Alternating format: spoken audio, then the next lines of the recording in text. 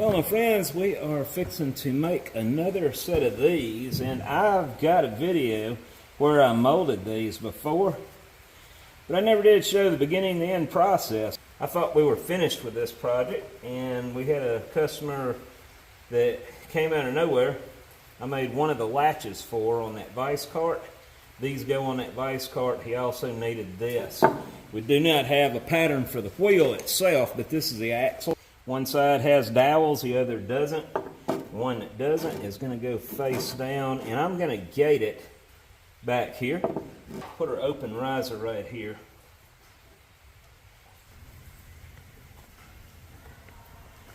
Now, here, dollar has escaped again. Shed some light on the subject here. You know what? Let me see if I got another bottom.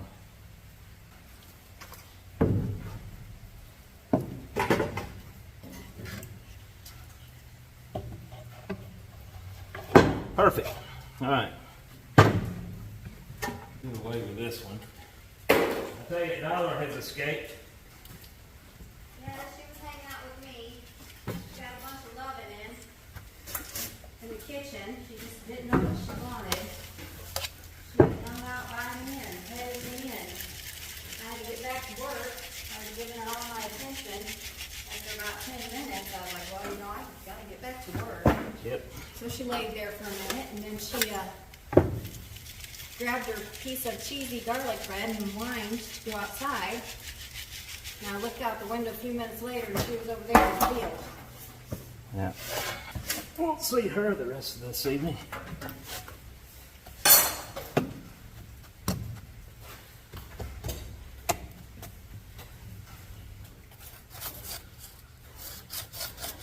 Yeah, you gonna mull up that sand? Yeah, I was gonna mold my Petrobond. All right, you gonna I don't remember the buzz. huh? I don't remember those fuses being on my table, but I'll be. Well, if they're not, just screw the one out of the muller in there that we use for. No, it's not here, is it? The other muller is at Soule. We didn't bring it back.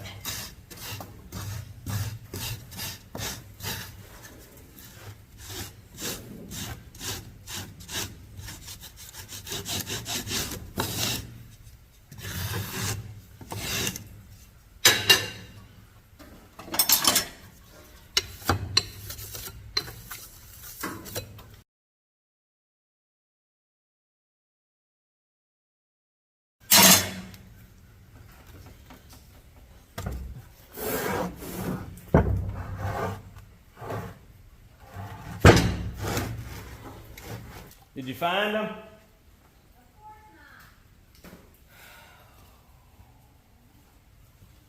not. I did this wrong.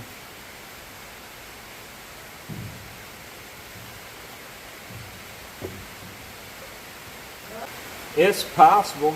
If you'll hold up a minute, we'll run up there.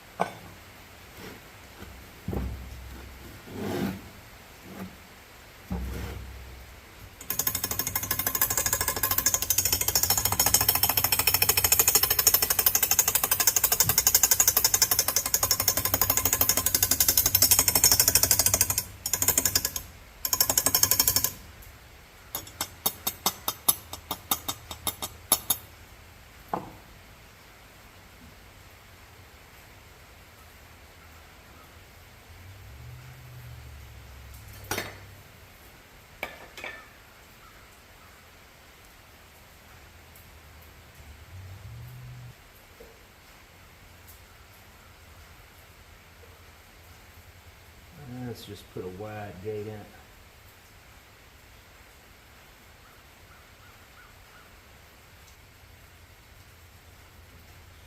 Slick it. Got some.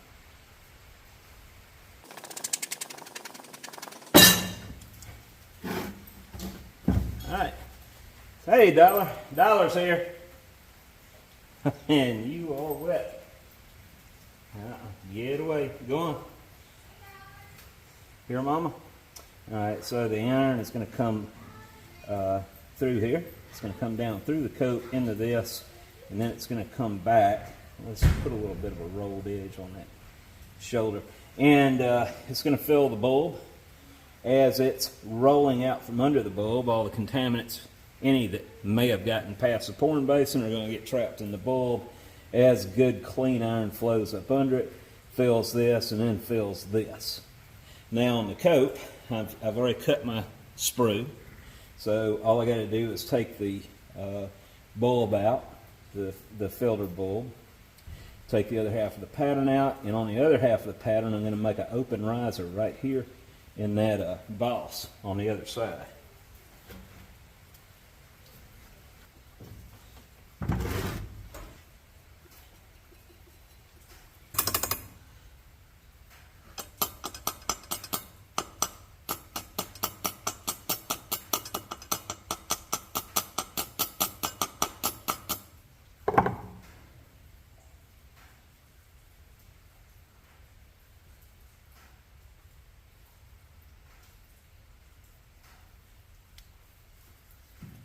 You don't usually see me doing this,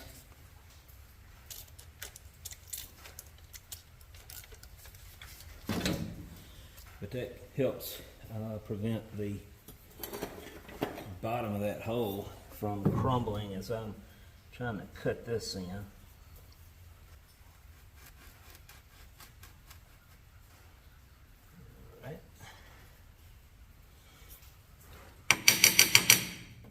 Now I'm going to need to dry that out good before I put a radius on it.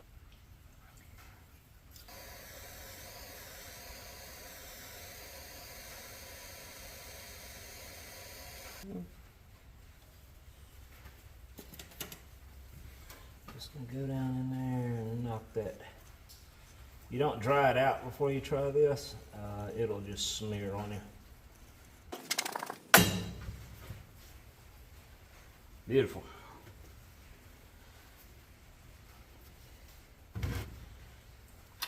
We're going to go ahead and vent it right here and here. Yeah, cut the pouring basin in.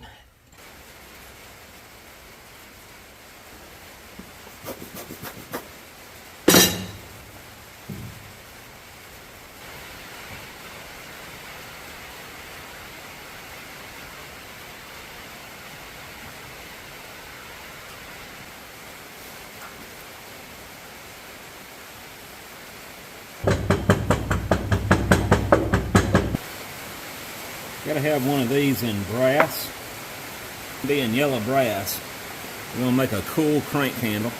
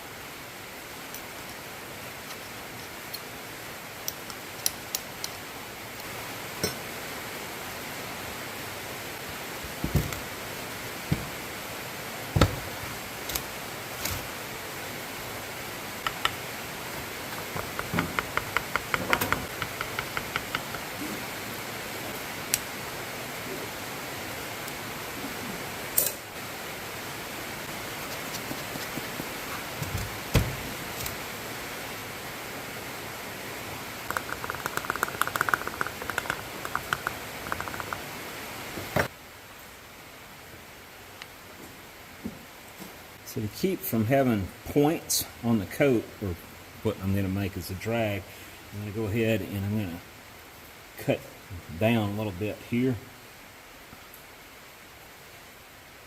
Now that I've established where the center line is going to be,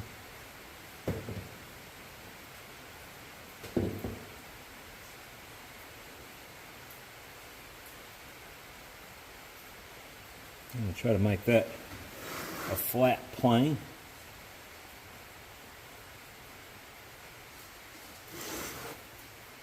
All the way around the perimeter. Now I can just kind of take that steepness out here.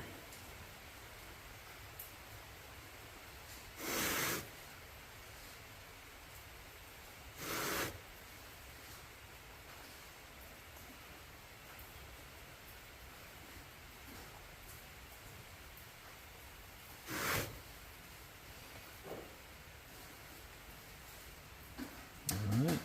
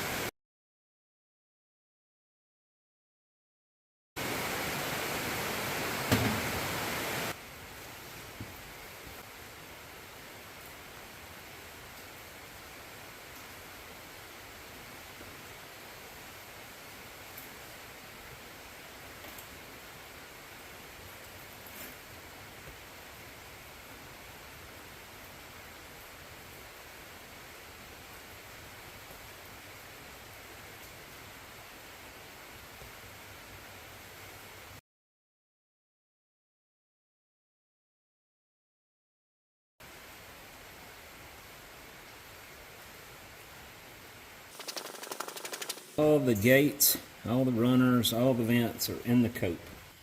Little issue right here. It's going to be tricky.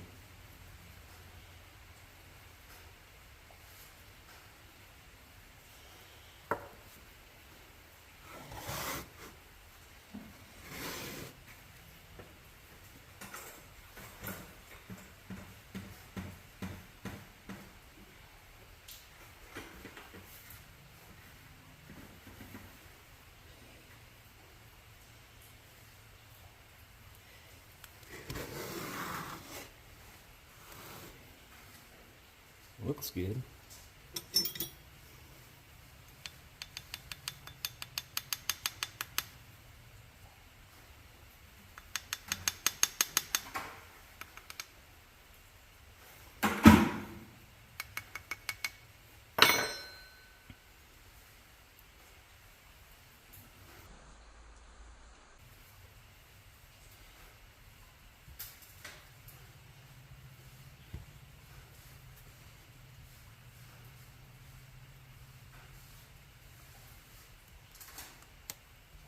Last week was very frustrating for me. We had a lot of issues going on, and I was in that mood where I was about to send this crap on.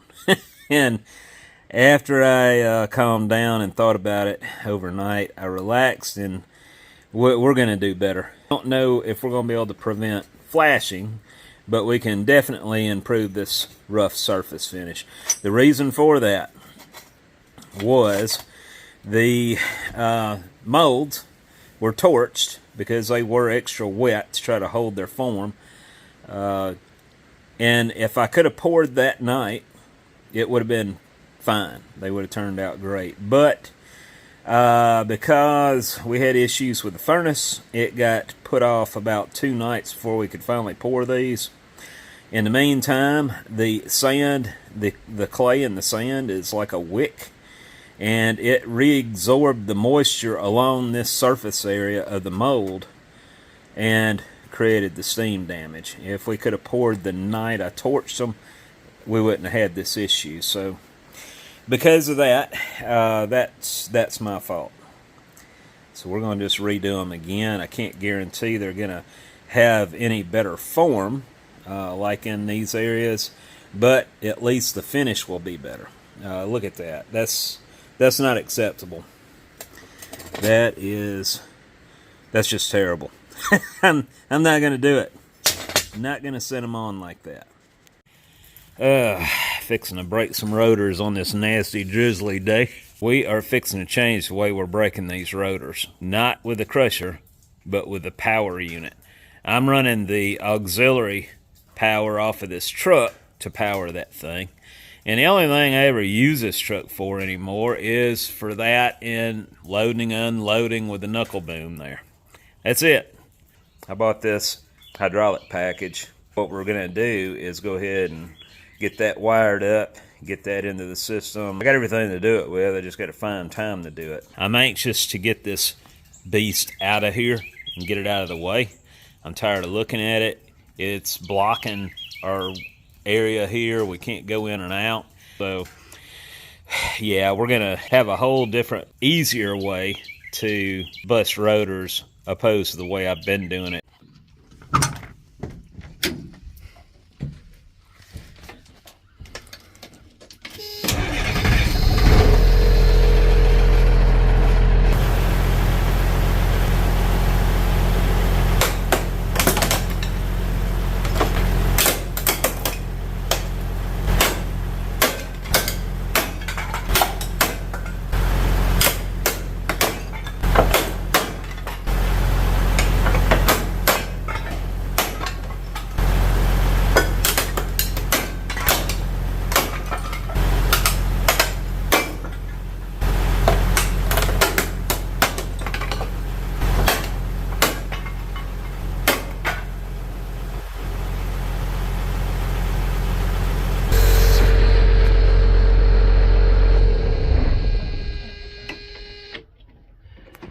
Hey, what you doing, boy?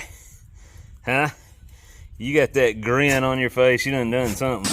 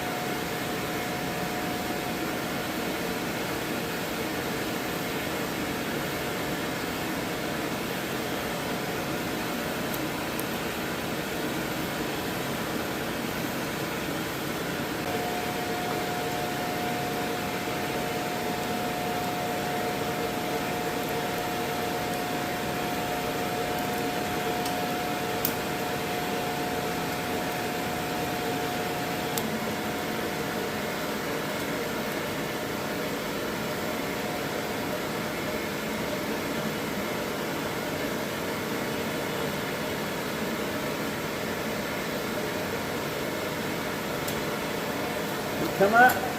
Nope.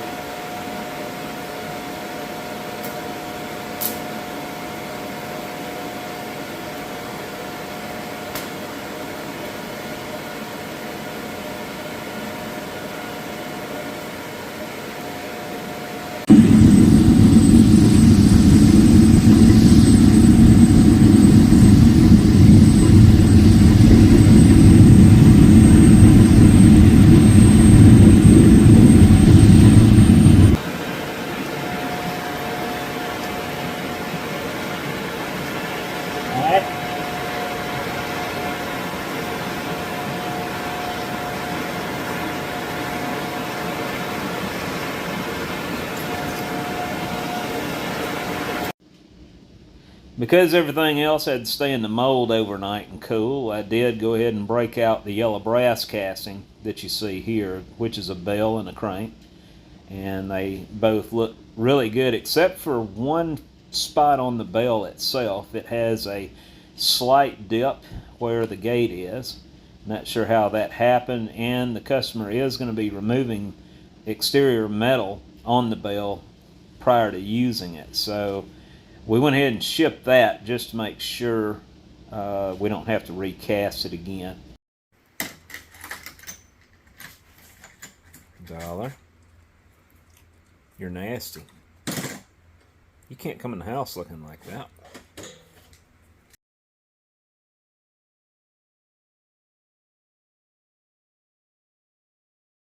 Before we go any farther, guys, I wanted to show you something that I acquired. Well, I actually purchased. And it's this cool looking bell.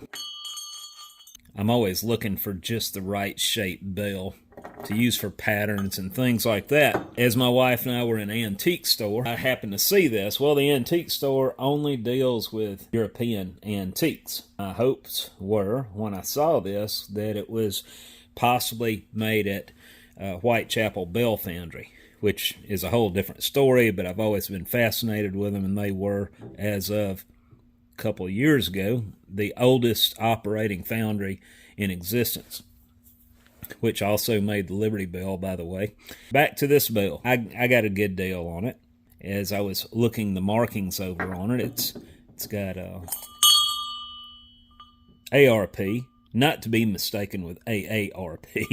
And as I started doing a little research on it, it also has the markings JB39 on the top of it. And the dinger is cast iron, and it's hooked onto a chain, which is, from the looks of it, they actually cast the chain into the housing of the bell. As I researched it, I discovered that as I was researching ARP brass bell on the internet, I discovered that this, during the Blitz in England in 1939, they cranked out a lot of these for the wardens, which were delegated to alert everyone that everything was all clear after an air raid. The ARP stands for Air Raid Precaution. They would sound the alarm anytime there was an air raid for everyone to take cover with a siren. And after the warden and his crew would make sure it's all safe from not only bombs but gas. There was a lot of people. There was over 60,000 people killed in the UK from air raids. And it wasn't necessarily just the explosions they were worried about. They were also worried about poisonous gas. In order to signal the all clear, people would be waiting literally hours in their shelters to hear this bell. So that, my friends, was a very unique find. I did not expect to run across this, let alone learn all the information from it. It was cast in Birmingham, England, on Great Hampton Street, if you're familiar with that area, by the old Fidian foundry that was owned by James Barwell. And James Barwell, that's his initials, the JB. It's not John Boy. James Barwell, 1939. Fidian Foundry was established in 1784, I think. And they made a variety of different things, but this is what they're renowned for, I believe. I just wanted to show off my bell. And now, you know, when I get hungry, all I got to do is get Josie to bring me my food.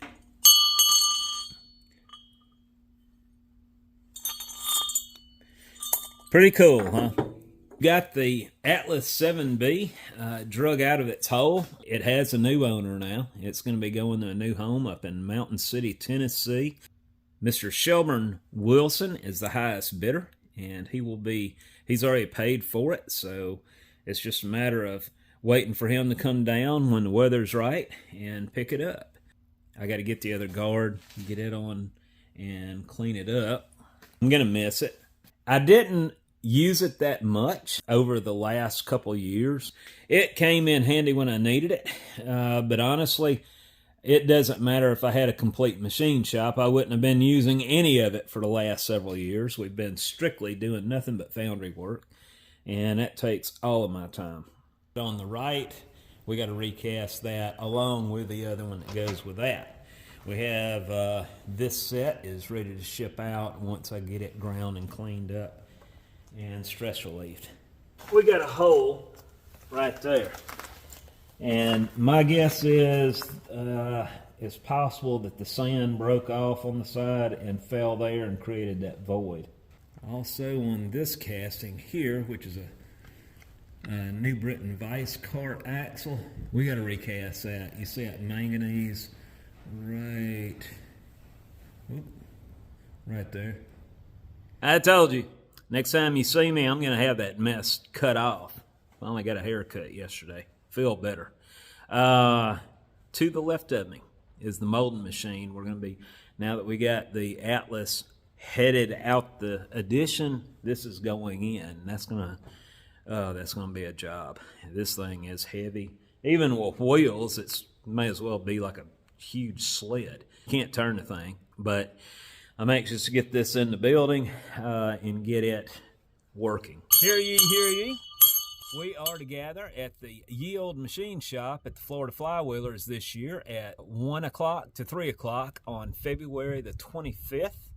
I hope you can make it. Josie, Dollar, and I will be there. And Dollar, if you want to pet Dollar or hold her, she's dying for the attention. She'd love to see you. We all would. Just be sure to say hi. It's going to be a little different for me. If the planets line right, we're going to be actually doing brass pouring demonstrations in permanent molds. It's a lot to try to throw together there at the last minute, but hopefully we can do this. If you have never been to the Florida Flywheelers, I highly recommend it. There's something for everyone there to see. You can spend days just combing through every single item on every table and never see it all. If you're a collector and you're missing that one fine piece to add to your collection, chances are it's there. As for attendees, I know Keith Rucker, Jim Bollinger will be there for sure, and I think Stan Zinkoski said something about coming. I hope he can make it. I cannot speak for them themselves. If it's anything like it was last year, we had a great time. Put it on your calendar, and if you're in the Gulf States area, be sure to try to lean on over in the Florida there. We'd love to have you. You have a good day.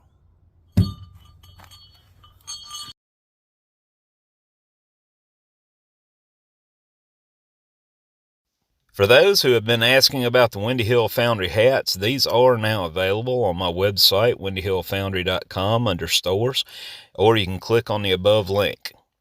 These are on the pricey side, but keep in mind the shipping is included. Have a good day.